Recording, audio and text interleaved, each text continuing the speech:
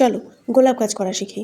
তোমরা যারা অনেকদিন ধরে চেষ্টা করছো গোলাপ গাছ করার, কিন্তু কিছুতেই গোলাপ গাছগুলো করে উঠতে পারছো না, হয়তো কিছুদিন থাকার পরে গোলাপ গাছগুলো মারা যাচ্ছে অথবা গোলাপ গাছে কোনো গ্রোথ নেই, তাহলে আমার ভিডিওগুলোর মাধ্যমে তোমরা অনেক সহায়তা পাবে। গোলাপ গাছ করার কয়েকটি আমি ভিডিও তোমাদের সামনে তুলে ধরবো একের পর এক।